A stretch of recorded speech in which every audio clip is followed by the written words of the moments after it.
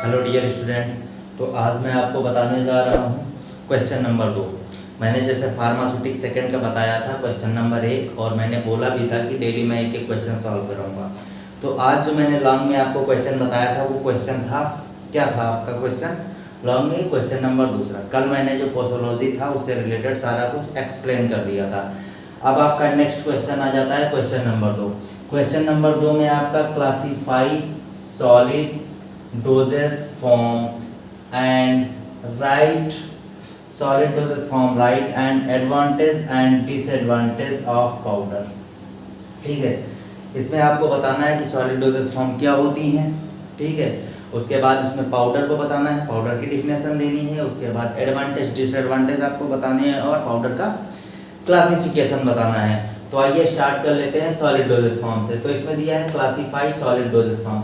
तो आप यहाँ तक के क्वेश्चन देखिए, क्लासीफाई सॉलिड डोजेज फॉर्म, आपको ये अभी नहीं देखना है। तो आपको एक्सप्लेन करना है कि सॉलिड डोजेज फॉर्म क्या होती हैं। तो सॉलिड डोजेज फॉर्म क्या होती है देख लीजिए। Solid dosage form, the solid dosage form are available in unit dosage form such as tablet, capsule, pills, sachets or powder, full stop, when drug are to be administered orally. Some solid are packed or supplied in bulk powder। ठीक है, the bulk powder meant for external use जैसे कि dusting powder और food powder. तो आपको पता है solid dosage form क्या होती है। Solid dosage forms are available in unit dosage form. जो आपकी सॉलिड डोजेज फॉर्म होती है वो अवेलेबल होती है यूनिट डोजेज फॉर्म। अब बात करते हैं यूनिट डोजेज फॉर्म क्या होती है। जो यूनिट डोजेज फॉर्म होती है वो ये होती है जैसे काउंटेबल होती हैं ड्रग्स, कि आप काउंट कर सकते हो, जिस चीज़ की आप गिनती कर सकते हो वो होती हैं यूनिट डोजेज फॉर्म। ठीक है, और आपको पता है कि आपकी फार्मास्यूटिक्स में केवल पाउडर ही सॉलिड डोजेज फॉर्म का है, बाकी सब लिक्विड डोजेज फॉर्म है, सेमी सॉलिड डोजेज फॉर्म है। तो आपको पाउडर के बारे में पढ़ना है। ठीक है, तो इसमें आपका क्या है, the solid dosage forms are available in unit dosage form. जो आपकी सॉलिड डोजेज फॉर्म है वो ज़्यादातर अवेलेबल होती हैं किस फॉर्म में, यूनिट डोजेज फॉर्म में, मतलब कि जिसको आप काउंट कर सकते हो, गिन सकते हो 1 2 3, जैसे कि such as tablet, capsule and pill, sachets और पाउडर। ठीक है, आपको पता है कि टैबलेट आप काउंट कर सकते हो, 1 टैबलेट, 2 टैबलेट, 3 टैबलेट, 4 टैबलेट। ठीक है, उसके बाद कैप्सूल, कैप्सूल आप गिन सकते हो, 1 कैप्सूल, 2 कैप्सूल, 3 कैप्सूल और 4 कैप्सूल। पिल्स आप गिन सकती हो।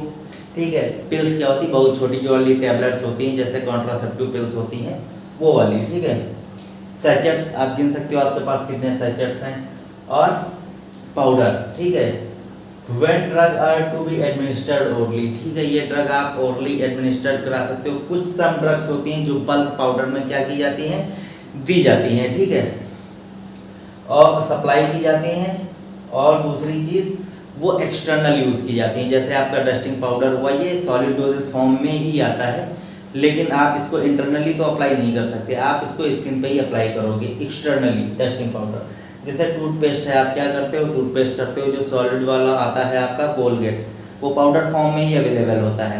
ठीक है, अब आपको पता चल गया कि सॉलिड डोजेज फॉर्म क्या होती हैं। सॉलिड डोजेज फॉर्म जो होती हैं वो ज़्यादातर अवेलेबल होती हैं यूनिट डोजेज फॉर्म में।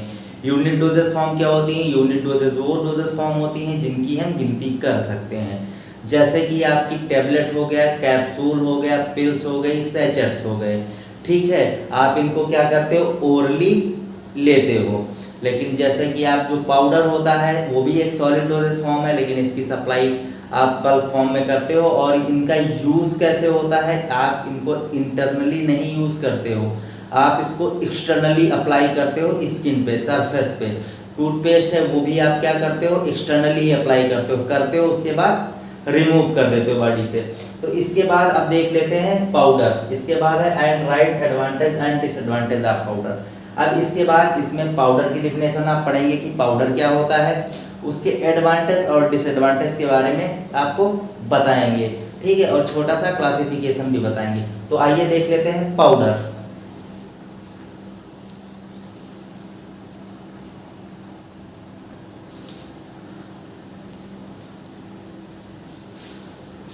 तो अब देख लेते हैं पाउडर। अभी आपने पढ़ा solid dosage form, solid dosage form आपने पढ़ा, सॉलिड डोजेस फॉर्म में क्या होता है, सॉलिड डोजेस फॉर्म में आपने पढ़ा सारी चीज़ें कि सॉलिड डोजेस फॉर्म अवेलेबल होती हैं किस फॉर्म में, यूनिट डोजेस फॉर्म में। यूनिट डोजेस फॉर्म क्या होती हैं, जिनकी हम गिनती कर सकते हैं, वो यूनिट डोजेस फॉर्म होती। जैसे कि यूनिट डोजेस फॉर्म क्या होती है, तो एग्जांपल भी दिया कि टैबलेट होता है, कैप्सूल होता है, पिल्स होता है, सैचेट्स होते हैं, ठीक है। उसके बाद उसका यूज़ बताया कि इंटरनली आप यूज़ करते हो, एक्सटर्नली यूज़ करते हो। फिर पाउडर को मैंने बताया क्योंकि वो भी सॉलिड डोजेस फॉर्म है, उसको भी मैंने बताया एक्सटर्नली आप यूज़ करते हो। तो अब एक्चुअल में पाउडर की डिफिनेशन आप क्या लिखेंगे, पेपर में आएगा तो ये क्वेश्चन, ठीक है। तो लिखेंगे a pharmaceutical powder is a mixer for finally divided drug.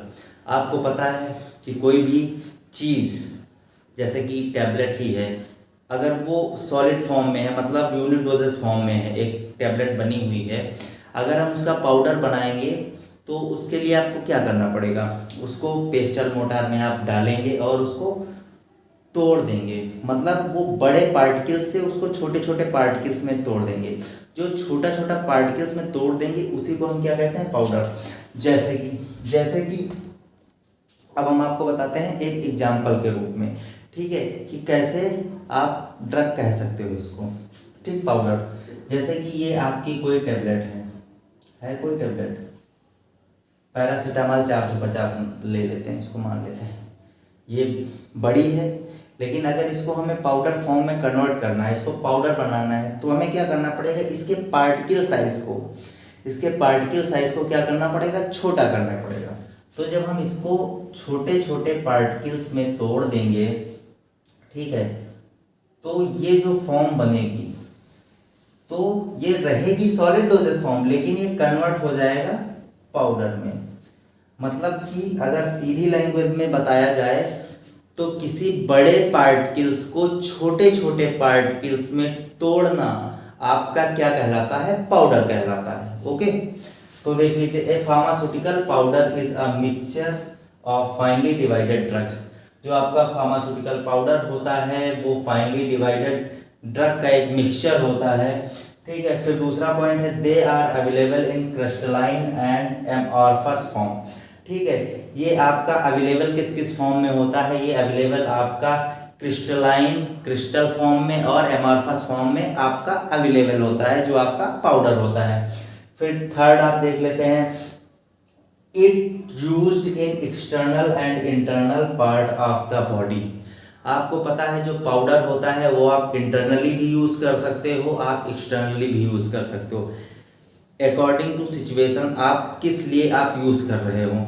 आपके फंगल इन्फेक्शन है, आप डस्टिंग पाउडर लेके आप ऐसा तो नहीं उसको इंटरनली ले लोगे, ओरली ले लोगे, इनटेक कर लोगे। उसको क्या करोगे, जहाँ पे आपकी स्किन में दिक्कत है, आपके जहाँ प्रॉब्लम है वहाँ क्या करोगे, एक्सटर्नली अप्लाई करोगे, स्किन पे सरफेस पे अप्लाई करोगे।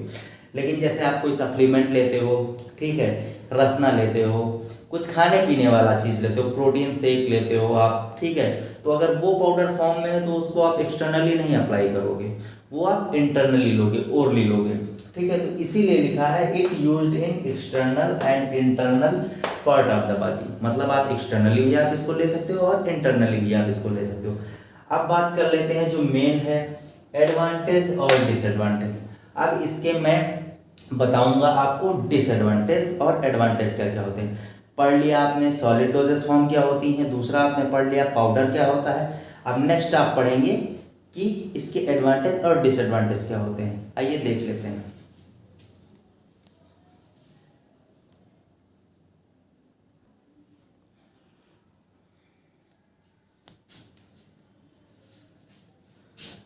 तो अब हम देख लेते हैं एडवांटेज ऑफ पाउडर, ठीक है, ये आपका एडवांटेज है, ये आपका पाउडर है, आपने डिफिनेशन पढ़ ली है। अब इसके एडवांटेज हैं तो बहुत सारे एडवांटेज, ठीक है, लेकिन मैं नॉर्मल आपको एक आइडिया दूंगा, ठीक है। उसके बाद आप इसको अगर 5 से 7 करना चाहते हैं तो आप लिख सकते हैं, लेकिन मैंने जो इम्पोर्टेंट थे जो आपको याद हो जाए जल्दी, वो मैंने दे दिए हैं 5, ठीक है।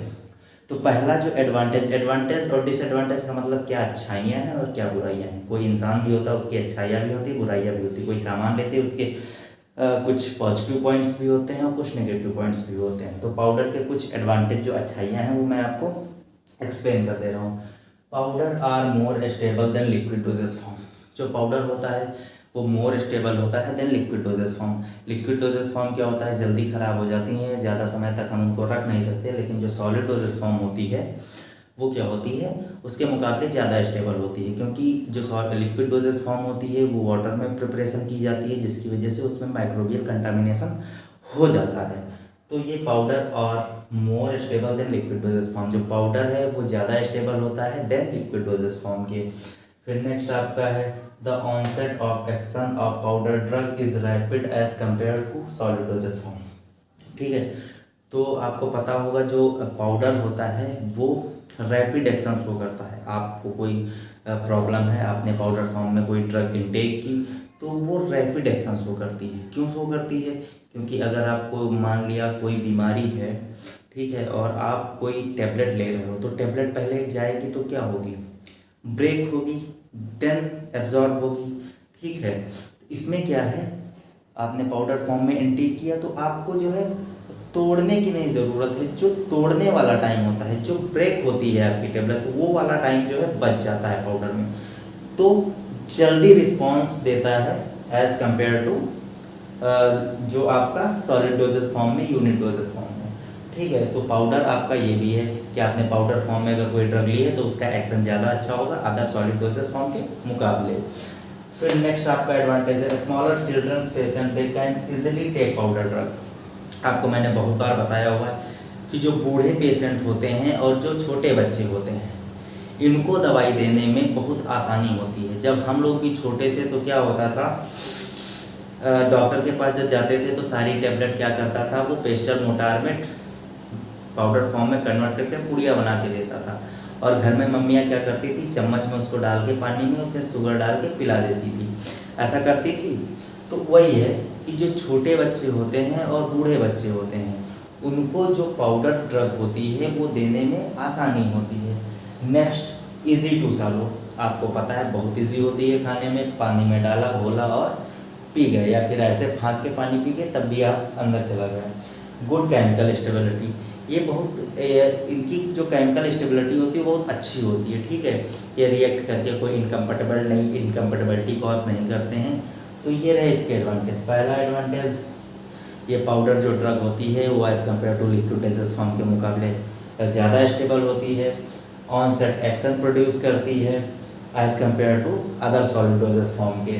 ठीक है, स्मॉलर चिल्ड्रंस और जो अल्डर पेशेंट्स होते हैं उनको क्या करते हैं, खिलाने में बहुत आसानी होती है, इजी टू सॉलो होती है हर एक पेशेंट में, गुड केमिकल स्टेबिलिटी होती है। तो आइए अब देख लेते हैं, ये कुछ अच्छे पॉइंट्स थे इसके, अब कुछ निगेटिव पॉइंट्स देख लेते हैं कि क्या क्या पाउडर के डिसएडवांटेज हैं। बस आपका ये क्वेश्चन पूरा हो जाएगा। ठीक है, ओके, तो आइए देख लेते हैं अब इसके डिसएडवांटेज।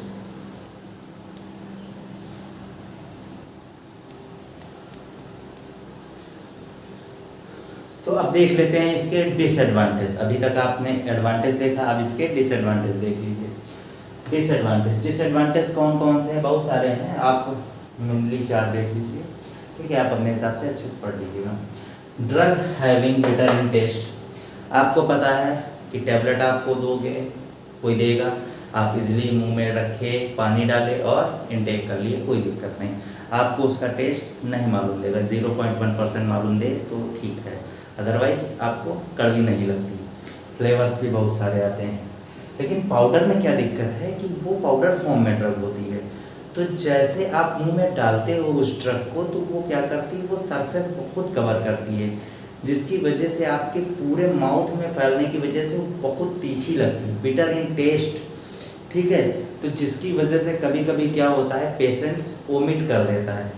बचपन में हम लोगों ने भी खाई हुई है, तो कभी कभी जब खाते थे हम लोग दवाई तो वोमिट कर देते थे। उसी तरह कड़वेपन की वजह से जब हम पाउडर को लेते हैं तो बहुत कड़वा लगता है, जिसकी वजह से उल्टी हो जाती है। ठीक है, वोमिटिंग हो जाती है, तो ये इसका डिसएडवांटेज है। दूसरा है drug which get affected by atmospheric condition are not suitable for dispensing in powder form, the dispensing of powder is time consuming, physical stability problems. तो जो डिसएडवांटेज है इसमें आपकी फिजिकल स्टेबिलिटी प्रॉब्लम्स होती हैं कि अगर ज़्यादा सा मॉइस्चर हुआ तो मॉइस्चर ये कंटेन करके ये क्या कर लेते हैं, कुछ इसमें फिजिकल चेंजेस आ जाते हैं, जिसकी वजह से ड्रग आपकी ख़राब हो जाती है। ठीक है। टाइम कंज्यूमिंग होता है, टाइम कंज्यूमिंग का मतलब कि आप अगर टेबलेट है आप जल्दी से आप उसको डिस्पेंस कर देंगे, लेकिन अगर कोई चीज़ पाउडर फॉर्म में है अगर फिर आपको डिस्पेंस करना है कंपाउंड करके तो काफ़ी ज़्यादा टाइम कंज्यूमिंग, क्योंकि वो इधर उधर उड़ती रहेगी, क्योंकि उसके पार्टिकल साइज बहुत छोटे होते हैं जिसकी वजह से वो काफ़ी टाइम लेती है। ठीक है, तो एक टाइम कंज्यूमिंग होती है। तो ये सारे इसके डिसएडवांटेज थे। अब इसके बाद अगर आपको पूछा होता है क्लासिफिकेशन ऑफ पाउडर पूछा होता तो क्लासिफिकेशन ऑफ पाउडर में क्लासीफाई करते हैं पाउडर को, लेकिन अभी पूछा नहीं गया है। मैं क्लासिफिकेशन अलग से वीडियो बना के आपको पढ़ा दूंगा, क्लासिफिकेशन और उसके सारे वेइंग टेक्निक्स वगैरह। लेकिन ये इंपॉर्टेंट क्वेश्चन है, जो पूछा गया मैंने उतना एक्सप्लेन किया। अब अगर ये क्वेश्चन आता है आपको classify solid dosage form and right advantage and disadvantage of powder, तो आपको इसमें सॉलिड डोजेस फॉर्म जो आपको इंट्रोडक्शन मैंने दिया वो डिफिनेशन आपको वो लिखनी है।